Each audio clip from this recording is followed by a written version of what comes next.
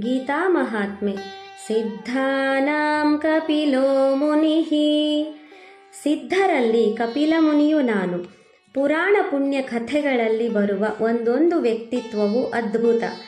ಸಣ್ಣ ಸಣ್ಣ ಪಾತ್ರಗಳು ಅದ್ಭುತವಾಗಿ ಚಿತ್ರಣಗೊಂಡು ಮನುಷ್ಯನ ವಿಕಾಸಕ್ಕೆ ಒಂದು ದಾರಿದೀಪವಾಗಿದೆ ಎಂದರೆ ತಪ್ಪಾಗಲಾರದು. ಯಾವುದೋ ಒಂದು ವ್ಯಕ್ತಿತ್ವವನ್ನು ಒಂದೇ ದೃಷ್ಟಿಯಿಂದ ನೋಡದೆ ಬಹಳ ವಿಮರ್ಶಾತ್ಮಕ ದೃಷ್ಟಿಯಿಂದ ಪರಿಚಯಿಸುವ ಈ ಗ್ರಂಥಗಳು ಒಬ್ಬ ವ್ಯಕ್ತಿಯಲ್ಲಿ ಇರಬಹುದಾದ ಒಳಿತು ಕೆಡುಕುಗಳನ್ನು ಓದುಗರ ಎದುರು ತೆರೆದಿಟ್ಟಿವೆ ಹಾಗೂ ಓದುಗರಿಗೆ ನೈಜತೆಯ ದರ್ಶನ ಮಾಡಿಸಿ ವ್ಯಕ್ತಿ ವಿಕಸನಕ್ಕೆ ಸೋಪಾನವಾಗಿವೆ. ಇಂದು ಚಿತ್ರಿಸಲ್ಪಡುವ ಒಬ್ಬ ವ್ಯಕ್ತಿಯ ಚಿತ್ರಣಕ್ಕೂ ಹಿಂದೆ ಚಿತ್ರಿಸುತ್ತಿದ್ದ ಚಿತ್ರಣಕ್ಕೂ ಸಾಕಷ್ಟು ವ್ಯತ್ಯಾಸಗಳಿವೆ.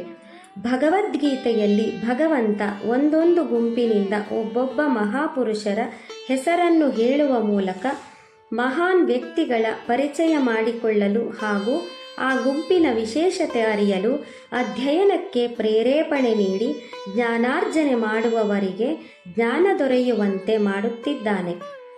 ಸಾಂಖ್ಯ ತತ್ವಶಾಸ್ತ್ರ ಸ್ಥಾಪಕರು ಎಂಬ ವಿಶೇಷತೆಯಿಂದ ಗುರುತಿಸಲ್ಪಟ್ಟಿರುವ ಪ್ರಾಚೀನ ಭಾರತದ ಇತಿಹಾಸದಲ್ಲಿ ಮಹತ್ವದ ಸ್ಥಾನ ಪಡೆದ ಋಷಿ ಈ ಕಪಿಲ ಮುನಿ. ಯೋಗ ಹಾಗೂ ವೇದಾಂತ ತತ್ವಗಳ ಮೇಲೆ ಹೆಚ್ಚಿನ ಪ್ರಭಾವ ಬೀರಿದ ಇವರು ಋಷಿ ಕರ್ದಮ ಹಾಗೂ ದೇವಹೂತಿಯವರ ಮಗ.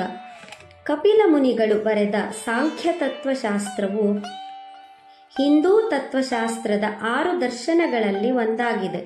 ಪ್ರಕೃತಿ ಮತ್ತು ಪುರುಷರ ನಡುವಿನ ವ್ಯತ್ಯಾಸವನ್ನು ವಿವರಿಸುವ ಇದು ಪ್ರಜ್ಞೆಯ ಸ್ವರೂಪವನ್ನು ಅರ್ಥ ಮಾಡಿಕೊಳ್ಳಲು ದಾರಿದೀಪವಾಗಿದೆ. ಜನನಿ ತಾನೇ ಮೊದಲ ಗುರು ಎನ್ನುವುದು ರೂಢಿ.